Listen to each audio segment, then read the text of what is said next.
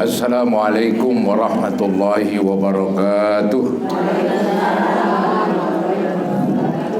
Alhamdulillah, wassalatu wassalamu ala rasulillah Sayyidina Muhammad ibn Abdullah wa ala alihi wa sahbihi wa man tabi'ahu wa nasarahu wa wala wala hawla wala quwata illa billah, amma ba'd.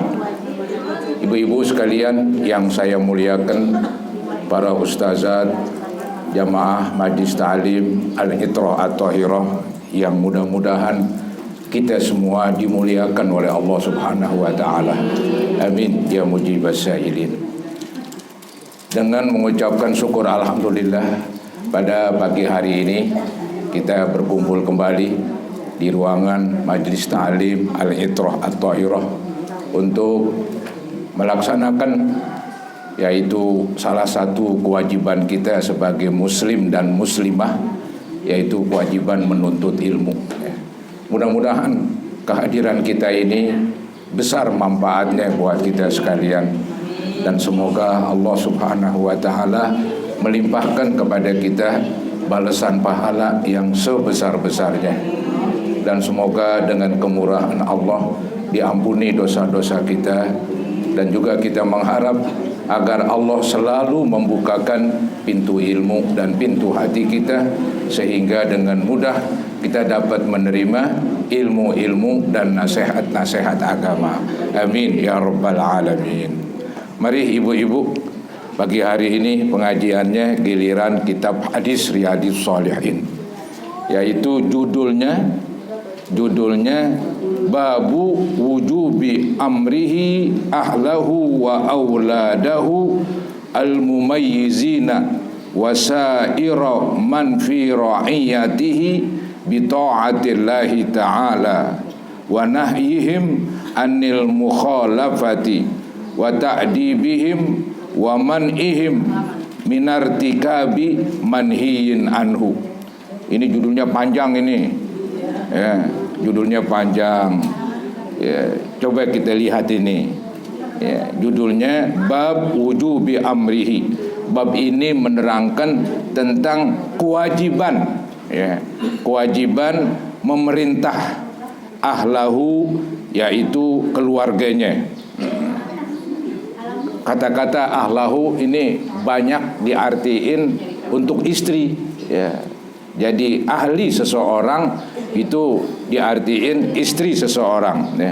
Jadi wajib ya memerintahkan istrinya, wa auladahu, wajib memerintahkan anak-anaknya, al-mumayyizin, yang udah umurnya sekitar 7 tahunan.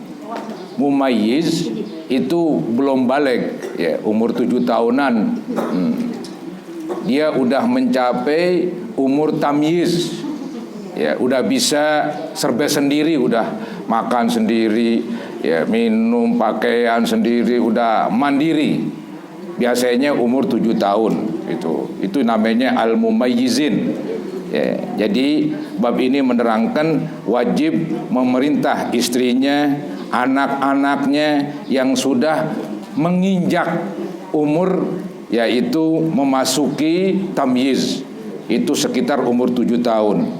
Wasaira man fi ra'iyatihi, dan memerintahkan seluruh orang yang di dalam kekuasaannya. Ra'iyah artinya rakyat ya.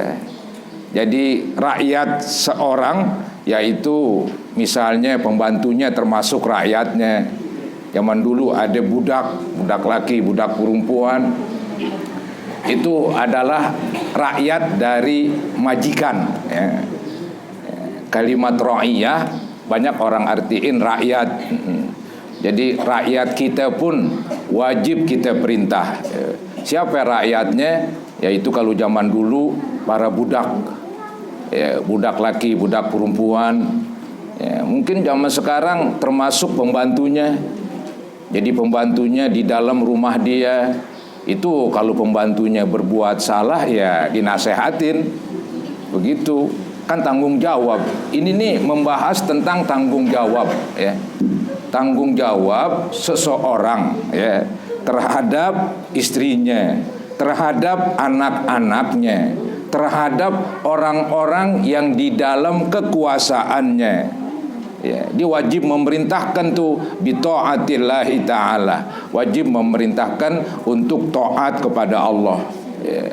Pembantunya yang nggak sembahyang disuruh sembahyang, anaknya yang nggak sembahyang ya apalagi wajib diperintahkan begitu. Ya. Kemudian wa nahyihim anil mukhalafati, dan melarang mereka dari durhaka, dari menentang agama, dari berbuat maksiat ya. Jadi seorang pemimpin dalam keluarga wajib memerintahkan ya, anak-anaknya dan seluruh orang yang di dalam kekuasaannya wajib memerintahkan untuk taat kepada Allah dan melarang mereka dari kemaksiatan terhadap Allah. Wa ta'dibihim, dan juga seorang kepala rumah tangga hendaklah dia memberikan hukuman kalau perlu, hukuman yang melanggar begitu. Kalau melanggar nanti dihukum. Misalnya aja nih, dia punya anak banyak begitu. Biasa setiap pagi dikasih duit buat apa kali, jajan atau sekolah. Tapi kalau nggak sembahyang, gue nggak kasih duit. Hukum. Biar dia ya perhatian. Gue kalau nggak sembahyang ntar ya nggak dibagi duit sama bapak begitu. Bayang dah. Biarin, namanya anak-anak sembayangnya karena duit. Biarin, orang lagi ya melatih begitu. Jadi namanya melatih ada sanksinya juga. Ini wa ta'dibihim, memberikan sanksi kepada mereka ya. Begitu.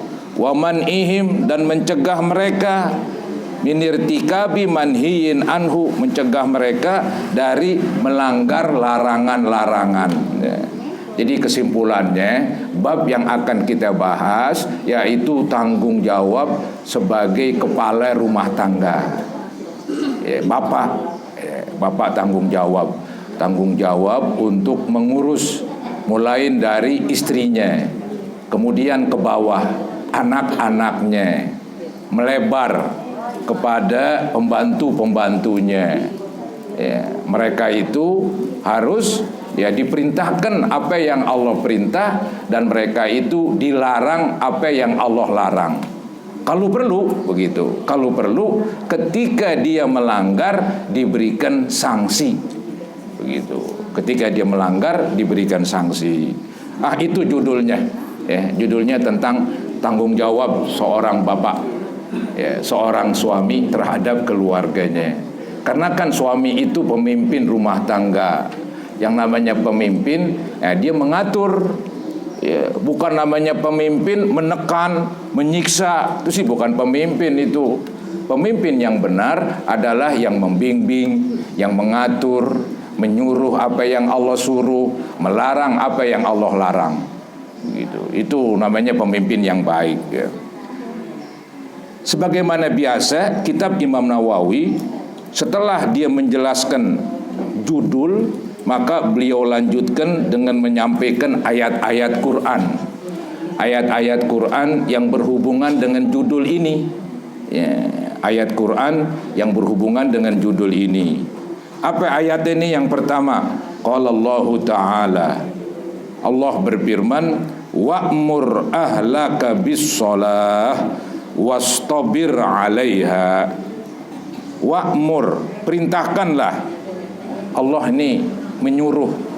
Siapa yang disuruh? Disuruh merintah, yaitu kepala rumah tangga, para pemimpin ya, baik para pemimpin ya ataupun kepala rumah tangga. Allah suruh untuk memerintahkan. Dikatakan wa'mur ahlaka, perintahkanlah keluarga engkau bis-shalah, dengan sholat ya. Karena memang ini sholat kewajiban yang sering kita laksanakan, maka Allah pun mengingatkan supaya bapak atau ibu ya, atau pemimpin di dalam kantor, direktur. Dia juga pemimpin, direktur itu ya, memimpin satu kantor, kan ada anak buah. Maka kalau datang waktu sembahyang, nah dia memerintah, ayo semuanya sembahyang, begitu. Tanggung jawab, nggak boleh diam aja, nggak boleh diam aja ya. Karena dia kan jadi pemimpin. Jadi pemimpin itu bukan hanya memimpin urusan dunia, tapi juga urusan agama.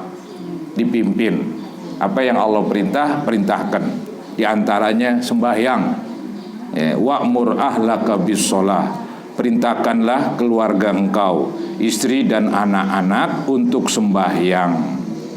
Wastabir 'alaiha, dan laksanakanlah sabar itu dan laksanakanlah sholat itu dengan sabar.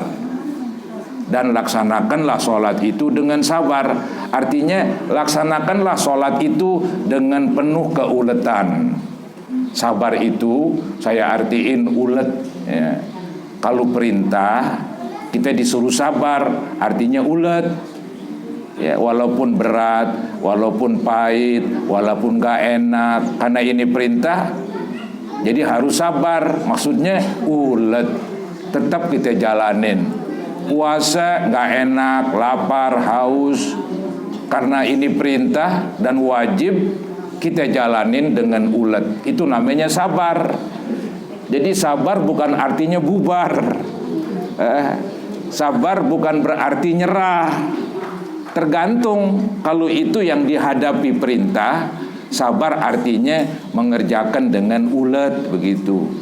Kalau yang dihadapi larangan, sabar artinya yaitu kita jangan mudah tergoda ya.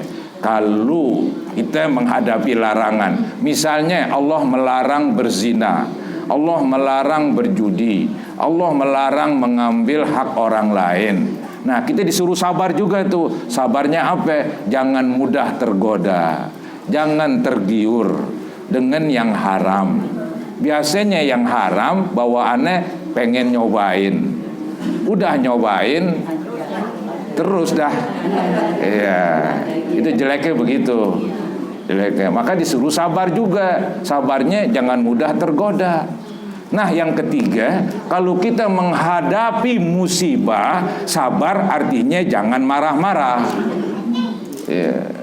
Jadi dapat musibah, misalnya kaki kesandung begitu, kemudian ya berdarah tuh dah jempolnya. Jangan marah-marah, marah-marah ya bikin sakit, begitu. Ya. Atau musibah kehilangan. Atau musibah ada yang mati di dalam keluarga, yang nggak ada gunanya marah-marah, nggak ada gunanya. Emang gara-gara marah-marah musibah jadi hilang? Nggak ada gunanya, nggak ada hubungannya. Jadi tetap sabar. Sabar menghadapi musibah artinya kita nggak marah-marah. Maka tuh arti sabar tergantung yang kita hadapi. Yang kita hadapi nih seperti perintah, seperti puasa, sabarnya artinya ulet, gigih, pantang menyerah, gitu. Kalau yang kita hadapi larangan, sabar artinya jangan mudah tergoda, jangan mudah tergiur. Ya, walaupun larangan bawaannya enak kan begitu, goga juga laksanain. Itu namanya sabar. Kalau menghadapi musibah, sabar artinya jangan marah, jangan marah-marah. Begitu arti sabar. Ya, itu arti yang bagus begitu. Itu arti yang benar yang udah diterangkan oleh ulama-ulama zaman dulu. Jadi disuruh wa'mur ahlaka bis-sholati wastabir 'alaiha. Perintahkanlah keluarga engkau untuk melaksanakan sholat dan sabarlah di dalam melaksanakan sholat. Jangan sampai gara-gara urusan dunia sembahyang nggak dikerjain. Itu namanya nggak sabar, nggak ulet dia, nggak ulet. Harus ulet. Ya. Wa qala ta'ala. Jadi ayat tadi yaitu perintah Allah kepada para pemimpin keluarga. Ya, perintah Allah kepada para pemimpin, mulai dari yang paling tinggi sampai yang paling bawah. Ya. Ada ini dikatakan dalam hadis nanti kullukum ra'in. Masing-masing kamu ada pemimpin yang paling tinggi, itu presiden, raja, terus ke bawah ada menteri, pemimpin semua itu. Ya, kemudian ada gubernur, ya, ada wali kota, camat, lurah, pemimpin. Kemudian kepala rumah tangga, ya, suami pemimpin. Ya, istri juga pemimpin ketika suaminya nggak ada, begitu. Sampai-sampai orang yang hidup sendirian disebut pemimpin juga. Loh, kalau hidup sendirian dia pemimpin, siapa rakyatnya? Rakyatnya ini anggotanya nih. Tangannya rakyatnya, lidahnya rakyatnya, matanya rakyatnya. Kamu harus pimpin ini anggota lo. Ya, walaupun hidup sendirian, apalagi punya keluarga. Ya, dia pemimpin, keluarganya tuh rakyatnya. Ya. Nah, ini disuruh pemimpin, ya, untuk melaksanakan perintah sholat dan sabar, ya, ketika melaksanakan sholat tersebut. Kemudian nih ayat selanjutnya nih, wa qala ta'ala ya ayyuhalladzina amanu qu anfusakum wa ahlikum nara wa quduhan nasu wal hijarah. Jadi ayat ini juga perintah kepada orang-orang yang beriman, ya, khususnya para orang tua, bapak atau ibu, ya. Dikatakan ya ayyuhalladzina amanu, wahai orang-orang yang beriman, qu anfusakum, jagalah diri kamu. Ya, jagalah diri kamu. Maksudnya itu diri kita jaga jangan sampai masuk neraka. Begitu, qu anfusakum. Jagalah diri kamu, wa ahlikum, dan keluarga kamu, naron, dari neraka. Ya. Ini menjaga diri, menjaga keluarga dari neraka bagaimana caranya? Artinya tadi laksanakan perintah Allah. Ya. Kemudian juga keluarga disuruh melaksanakan perintah Allah. Kita ini Bu, ya, nggak boleh istilahnya yang penting gue ibadah. Bener, anak-anaknya emang dipikirin, nggak boleh tuh begitu. Anaknya kemana-mana, anaknya keluyuran, nggak sembahyang, anaknya dia sih masih bodoh aja. Yang penting bapaknya hadir di pengajian, mamanya hadir di pengajian, tapi anaknya kemana-mana keluyuran. Nggak boleh begitu. Dia hanya memimpin dirinya doang. Tanggung jawab itu nanti di hari kiamat dituntut itu. Ini ayatnya nih. Ya, nggak bisa kita ibadah hanya mementingkan diri kita saja. Ya. Jadi di samping kita ini harus beribadah, juga orang yang kita pimpin, anak-anak kita. Ini di ayatnya nih, ya ayyuhalladzina amanu qu anfusakum, wahai orang yang beriman, jaga diri kamu, wa ahlikum, jaga keluarga kamu, naron, dari api neraka. Ya. Ada sahabat Nabi mengatakan menjaga keluarga dari api neraka bagaimana caranya? Ajarin mereka ilmu agama, alimuhum wa adibuhum, ajarkan mereka, didik mereka. Jadi nggak cukup dengan nyuruh doang, tapi juga suruh belajar agama. Misalnya disuruh hadir di pengajian, begitu. Ya emang sih pada dasarnya kita sendiri yang berkewajiban ngajarin, tapi siapa yang bisa? Ya udah disuruh hadir di pengajian misalnya, itu yang paling gampang dalam rangka menjaga keluarga dari api neraka dengan cara suruh mereka, ya, hadir di majlis talim untuk mendengarkan ajaran agama, ya, sehingga mereka ngerti agama. Kalau udah ngerti agama, insya Allah, ya, dia bisa menjaga diri, ya. Kalau nggak ngerti agama, sulit dia untuk menjaga diri. Dia dipermainkan oleh hawa nafsunya, entar dipermainkan oleh setan, karena nggak punya benteng, nggak punya ilmu agama, ya. Jadi disuruh menjaga keluarga dari api neraka, ajarinlah mereka ilmu agama, didik mereka. Nanti kalau sudah diajarin, dididik, insya Allah dia bisa menjaga diri. Walaupun mungkin lingkungan nakal, tapi karena dia punya ilmu, namanya punya benteng, ya, punya filter. Jadi nggak masuk tuh segala yang jelek-jelek, ada saringannya. Ya. Nah itu Allah ancam ini. Ya, tadi kan Allah suruh nih orang yang beriman jaga dirinya, jaga keluarganya dari api neraka. Awas katanya, waquduhan nasu wal hijarah. Itu neraka bahan bakarnya manusia. Ya, manusia kafir. Dan bahan bakarnya batu-batu yang disembah dulu, yang dijadiin patung. Ya. Jadi lucu ini, bahan bakarnya orang. Kita nih kalau ngelihat kayu, ini kan bahan bakar. Ya, bensin bahan bakar, minyak tanah bahan bakar, termasuk gas juga bahan bakar. Ya, itu namanya bahan bakar udah ngelentap aja kan? Iya.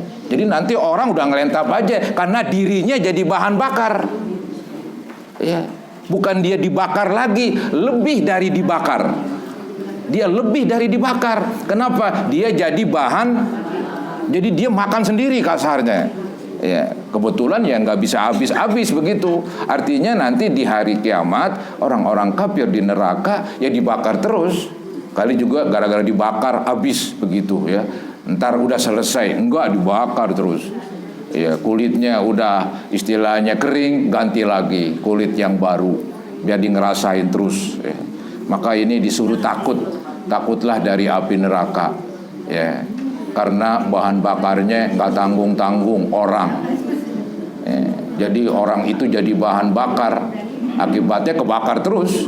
Namanya bahan bakar. Ya. Baik. Kemudian hadis pertama. Ini hadis pertama ini yang menerangkan tentang kewajiban pemimpin, khususnya kepala keluarga, untuk memerintah keluarganya apa yang Allah perintah, melarang keluarganya apa yang Allah larang. Wa an Abi Hurairah radhiyallahu an. Hadis dari Abu Hurairah. Qala, berkata Abu Hurairah, akhazal Hasan bin Ali radhiyallahu anhuma, telah mengambil Hasan bin Ali, semoga Allah redha kepada keduanya. Hasan bin Ali, ya. Hasan ini bapaknya Ali bin Abi Thalib. Jadi Hasan ini cucu Nabi Muhammad sallallahu alaihi wasallam. Ada lagi yang ngatu namanya Husain. Ya, Hasan Husain. Akhazal Hasan bin Ali. Akhaza artinya mengambil, Al Hasan bin Ali yaitu oleh Hasan bin Ali radhiyallahu anhuma, semoga Allah redha kepada keduanya. Siapa keduanya? Hasan dan bapaknya Ali. Ini Hasan ngambil apa ini? Tamrotan, mengambil sebutir korma. Ya, sebutir korma. Ini sebutir korma yang diambil sama si Hasan. Korma dari mana? Min tamris sodakoh, dari korma zakat. Kalimat as-sodakoh di sini ada yang mengartikan zakat. Ya. Jadi ada korma zakat. Ya, korma zakat ini katanya ketika Nabi Muhammad SAW mengatur zakat. Jadi di zaman Nabi ada zakat namanya zakat makanan pokok, yaitu korma.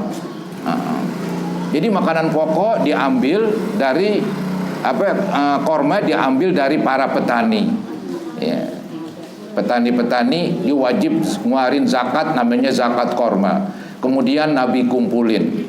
Ya. Setelah Nabi kumpulin, Nabi atur-atur nanti mau dibagi-bagiin. Namanya cucu.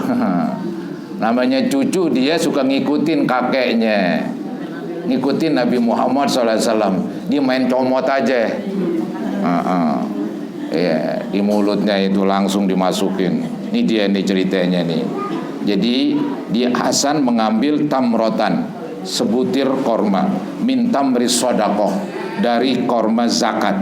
Faja'alaha fi fihi, maka si Hasan ini menjadikan korma tersebut di mulutnya. Bahasa gampangnya langsung Hasan masukin ke mulutnya, disuap gitu, langsung dinyuap sendiri. Dia makan begitu ya. Nah, Nabi lihat cucunya ini Hasan ngambil korma zakat, sedangkan Nabi dan keluarganya nggak boleh nerima zakat. nggak boleh nerima sedekah. Itu udah aturan. Allah yang membuat aturan. Nabi Muhammad nggak boleh nerima zakat. Kalau orang mau kasih hadiah boleh. Kalau dari hasil zakat Nabi nggak mau. Paling Nabi terima disalurkan kepada yang lain. Begitu. Ya. Nah, termasuk Nabi, anak keturunannya diantaranya cucunya itu yang bernama Hasan. Cuman namanya Hasan anak kecil, dimencomot aja tuh satu korma, disuwel begitu.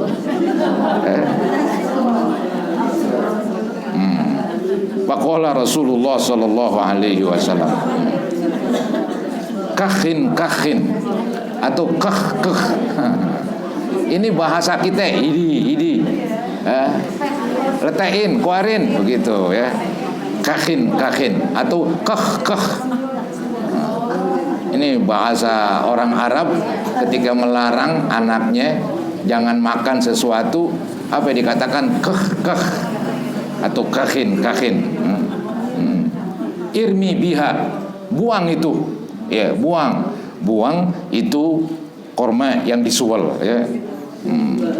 Kemudian kata Nabi, ama alimta, tidakkah kamu tahu wahai Hasan, anna la na'kulu sadaqah, bahwasanya kita ini nggak boleh makan zakat, ya, nggak boleh makan harta zakat seperti korma, nggak boleh. Kalau hadiah itu boleh. Ada yang menjelaskan kenapa itu Nabi nggak boleh makan zakat, nggak boleh ngambil sedekah. Alasannya kan zakat itu kan kotoran, duit yang dikeluarin itu zakatnya adalah kotoran. Sedekah juga begitu. Sedangkan Nabi adalah seorang yang paling mulia, maka nggak layak beliau istilahnya makan kotoran. Begitu kasarnya itu. Nggak pantas, maka Allah larang tuh Nabi Muhammad dan keturunannya untuk memakan harta zakat, memakan harta sedekah, ya, karena mereka adalah keturunan mulia, nggak layak begitu, ya. Itu maka Nabi melarang cucunya. Nah, inilah bukti bagaimana kepala rumah tangga melarang cucu dari perbuatan yang dilarang oleh agama. Agama melarang bahwa si Hasan mengambil atau memakan korma zakat, ya, maka Nabi pun melarang, ya. Jadi Nabi melihat cucunya berbuat yang dilarang, maka beliau pun melarang benar-benar. Nah, inilah tanggung jawab seorang bapak atau seorang kakek. Kita pun begitu juga, melihat anak-anak kita yang nggak sembahyang, ya ngomel, ya. Ngomel begitu, ya, nggak sembahyang mesti ngomel, mesti marah. Kalau kita diam aja, kita ikut dosa. Kenapa kita diam aja, ya, begitu. Nih saya ulangin dengan cepat. Wa an Abi Hurairah radhiyallahu anhu qala. Hadis dari Abu Hurairah, beliau berkata, akhazal Hasan bin Ali radhiyallahu anhuma. Hasan bin Ali telah mengambil tamrotan min tamris sodaqah, sebutir korma dari korma sedekah. Faja'alaha fi fihi, maka Hasan langsung memakannya korma tersebut. Faqala Rasulullah sallallahu alaihi wasallam, maka Nabi bersabda, kah, buang begitu. Irmi biha, buang itu korma. Ama alimta, tidakkah kamu mengetahui wahai Hasan, anna la na'kulu sadaqah, sesungguhnya kita nggak boleh makan harta sedekah atau zakat. Hadis muttafaqun alaih wa fi riwayatin anna la tahillu lana sadaqah, artinya kami ini tidak halal sedekah buat kami, termasuk zakat, ya. Wa qawluhu kakhin atau kah yuqalu bi iskanil kha, boleh dibaca kha-nya sukun, kah, ya. Wa yuqalu bi kasriha ma'a tanwin, boleh dibaca kakhin itu. Wa hiya kalimatu zajrin, kalimat kah adalah kalimat melarang. Kalimat melarang lisobiyi, dari anak kecil, anil mustakdarat, dari hal-hal yang menjijikan. Jadi kalau ada sesuatu yang menjijikan, kita bilang i begitu, Ya, itu bahasa kita, bahasa orang Arab keh itu. Ya. Wa kanal Hasan radhiyallahu anhu sobiyan. Adalah Hasan, ya, cucunya Nabi pada waktu itu masih dalam keadaan masih kecil, ya, masih kecil. Tapi Nabi larang, ya, karena cucunya tanggung jawab Nabi. Apa yang Allah larang juga Nabi melarang terhadap cucunya. Begitu Ibu, ya, tentang tanggung jawab seorang bapak atau kakek atau siapapun dia yang namanya pemimpin. Ya. Kemudian di hadis nomor 2, wa an Abi Hafsin. Ini hadis dari Abi Hafsin. Nama sebenarnya Umar bin Abi Salamah. Umar yang bapaknya Abi Salamah. Siapa Abi Salamah? Abi Salamah nama panggilan. Nama sebenarnya Abdullah bin Abdul Asad. Abdullah bin Abdul Asad. Rabibi Rasulullah sallallahu alaihi wasallam. Ya, Abi Hafs ini atau Umar, ya, dia sebagai Rabib. Apa Rabib? Rabib itu kalau omongan saya anak walon. Anak tiri. Soalnya Nabi menikah dengan nyaknya, namanya Ummi Salamah. Ya, ketika Ummi Salamah meninggal dunia, ketika Abu Salamah suami daripada Ummi Salamah, ya, meninggal dunia, kemudian udah beberapa bulan begitu, ya, maka Nabi melamar Ummi Salamah. Kemudian Nabi menikah. Nah, Ummi Salamah punya anak. Nah, anak itu namanya anak apaan? Anak tiri atau anak walon, kan begitu ya? Anak walon. Nah, dalam bahasa Arab namanya Robib. Robib ini laki, kalau perempuan Robibah. Robibah anak tiri saya yang perempuan. Kalau Robib anak tiri saya yang laki. Ya. Kalau yang perempuan, misalnya saya punya anak tiri, misalnya begitu kan. Kalau dia tuh anak tiri saya yang perempuan, saya nggak boleh menikah dengan dia, haram. Nyanya udah diambil, masih anak kalau mau ambil, sableng. Nggak bisa itu. Itu namanya Robibah, ya, anak tiri. Anak tiri. Jadi ini Umar bin Abi Salamah adalah anak tiri Nabi Muhammad sallallahu alaihi wasallam, disebut Rabibi Rasulullah sallallahu alaihi wasallam. Qala, berkata nih anak tiri yang namanya Umar bin Abi Salamah. Ini bukan Umar bin Khattab, Umar bin Abi Salamah, ya. Umar bin Abi Salamah, dia adalah anak tiri Nabi. Dia cerita ini tentang dirinya. Dulu katanya ketika gue masih kecil, gue dekat dengan Nabi, diajak sono kemari, makan bersama begitu. Namanya anak kecil, ketika makan, comot sini, comot sono, comot kemari, semuanya diubek. Nabi omelin, hei anak, begitu. Kalau makan rame-rame jangan begitu, comot sini, comot situ, comot sono, ubek kemari. Ambil yang dekat, jangan ambil yang jauh begitu. Itu kalau makan bersama, ya. Makanan milik misalnya ada undangan, ya, senampan berempat, itu milik bersama, itu masih milik saya doang, kita berempat, ya. Maka saya nggak boleh makan yang jauh sini, comot sini, comot kemari, diubek itu nampan diubek, terus sih nggak kenal adab, ya, nggak kenal peraturan. Yang begini nih, yang cakep hidupnya di hutan. Ame Uwa, tahu Uwa siapa? Wow, jangan Uwa Aji, jangan. Wow, sono tempatnya. Nah, ini dicerita tentang dirinya nih Umar bin Abi Salamah nih, dicerita apa dibilang? Kuntu ghulaman. Saya dulu masih kecil fi hijri Rasulullah sallallahu alaihi wasallam. Di dalam pangkuan Nabi Muhammad sallallahu alaihi wasallam. Ya, Nabi sayang sama anak walon, ya. Walaupun anak walon, begitulah beliau. Sayang katanya, apalagi mencucu tadi. Ya. Wa kanat yadi, adalah tanganku, ya, tatisu. Nah, ini tatisu ini. Pindah sono, pindah kemari, ngubek. tangan saya ngubak, itu bahasa Betawi itu dah. Tangan saya ngubak sono, ngubak kemari, ngubak nampan. Nabi dulu amit sahabatnya makan beramai-ramai. Nampannya gede, dulang begitu. Mungkin kayak kawah kali ya, rame-rame mungkin juga. Iya, makan rame-rame begitu. Jadi sering begitu Nabi makan rame-rame sama sahabat-sahabatnya. Iya, begitu.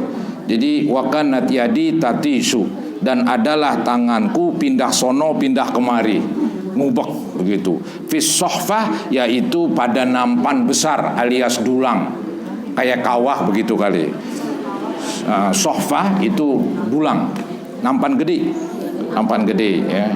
Wa kanat yadi tatisu fis sohfah, kata si Umar bin Abi Salamah, adalah tanganku pindah sono pindah kemari di dalam nampan itu.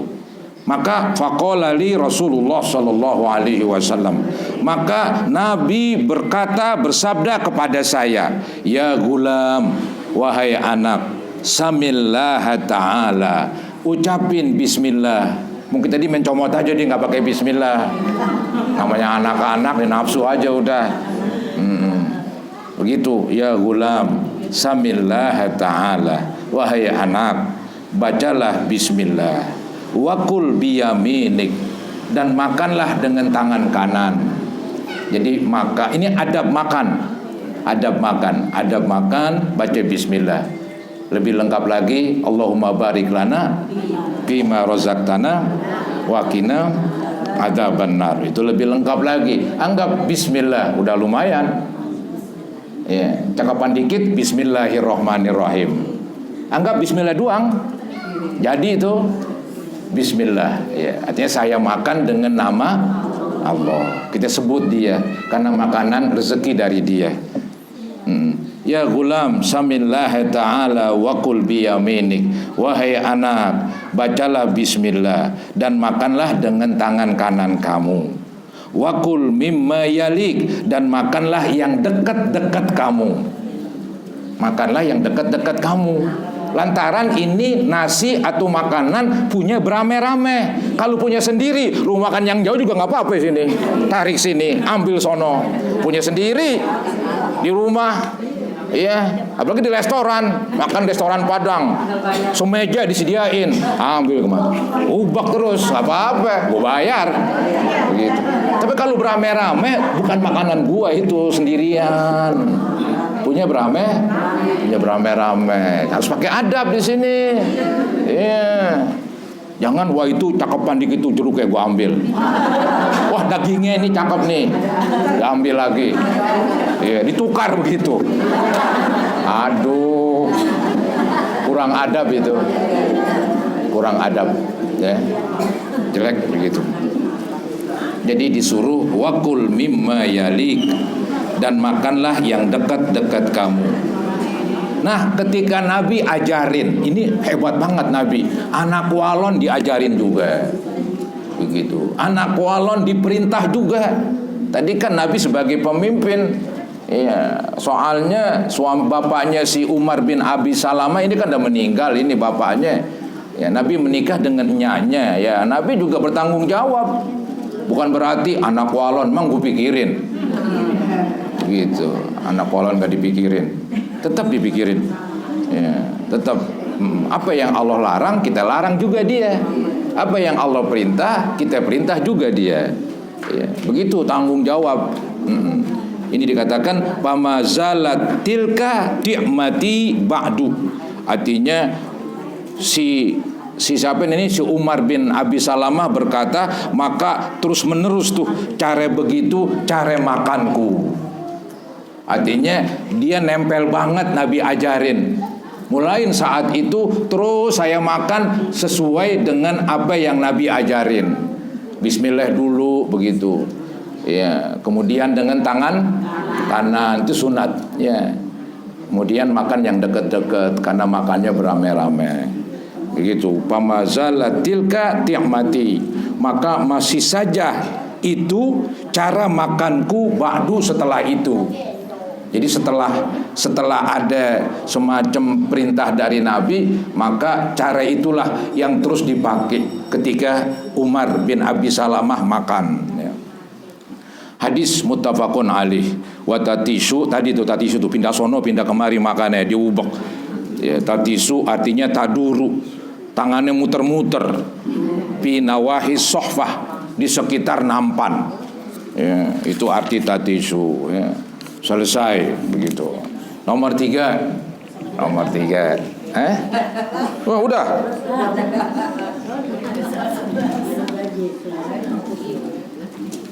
Baik, saya tambahin atu dengan cepat.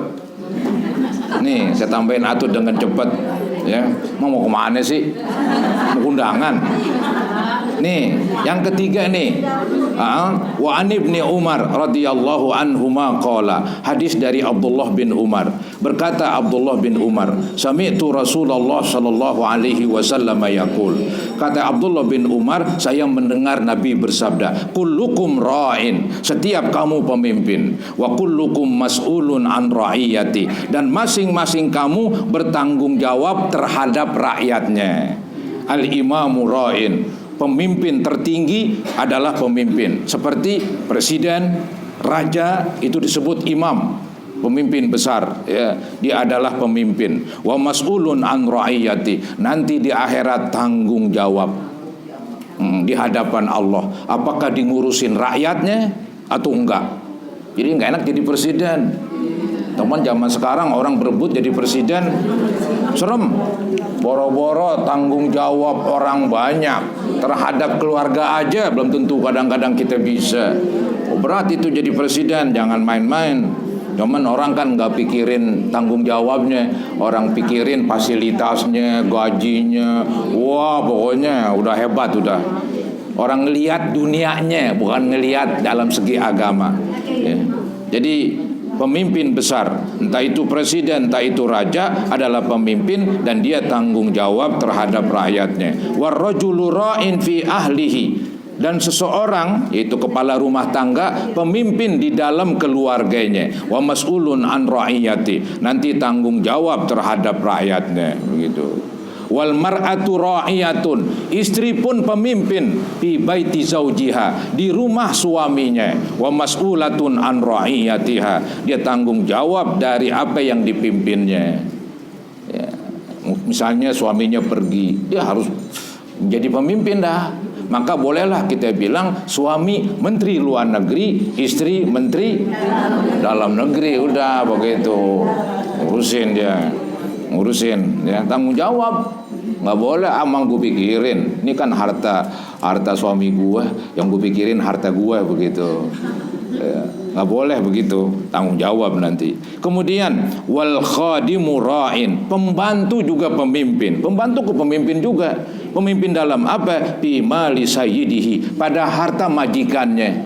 Kadang-kadang seorang majikan punya pembantu, disuruh ngurusin sapi, disuruh ngurusin kebun, disuruh ngurusin ono, tanggung jawab dia. Jangan makan gaji doang, gaji buta, makan gaji melek, kan begitu. Gaji melek makan, jangan gaji buta, begitu ya. Jadi pembantu adalah pemimpin bima li sayyidihi, pada harta tuannya. Wa mas'ulun an ra'iyati, nanti dia diminta tanggung jawabnya oleh Allah terhadap perbuatannya ketika mengatur harta majikannya. Kesimpulannya, wa kullukum ra'in, setiap kamu adalah pemimpin, setiap. Maka saya bilang tadi, orang yang hidup sendirian pemimpin juga. Loh, kalau di sendirian pemimpin, mana rakyatnya? Nih anggota-anggotanya, matanya rakyatnya, lidahnya rakyatnya, tangan kaki rakyatnya. Dia harus pimpin itu anggota. Ya, harus pimpin itu anggota. Maka disebutlah wa kullukum ra'in, setiap kamu pemimpin, wa mas'ulun an ra'iyati, dan dia bertanggung jawab atas apa yang dipimpinnya dari rakyatnya, dari bawahannya. Hadis muttafaqun alaih, riwayat Bukhari Muslim. Nah, inilah ibu-ibu ya, penjelasan tentang beberapa hadis berkenaan tanggung jawab. Maka ini kita jadi kepala rumah tangga tanggung jawab. Jangan dimikirin IB-nya aja. Saya kadang-kadang perhatiin begitu, IB-nya bener banget sih dipikirin. Dia sembahyang, dia puasa, dia rajin hadir pengajian. Anaknya dia nggak pikirin, anaknya nggak dipikirin begitu. Ntar jangan-jangan ada yang nyungkep di got, nggak pikirin. Ada yang nyekek botol, ada yang ngapa. Oh, botol dicekek begitu mau diapain tahu? Begitu ya. Tanggung jawab ya, tanggung jawab. Ya, mudah-mudahan Allah Subhanahu wa taala menjadikan keluarga kita keluarga yang sakinah, yang tenteram. Ya, ada kecintaan dalam keluarga, ada ketentraman. Semoga Allah berikan keberkahan di dalam hidup kita. Amin ya mujibas sa'ilin. Ibu-ibu sekalian, inilah yang dapat saya sampaikan. Mungkin di sana sini ada kekurangan atau kesalahan, mohon dibukakan pintu maaf yang seluas-luasnya. Wabillahi taufik wal hidayah. Wassalamualaikum warahmatullahi wabarakatuh.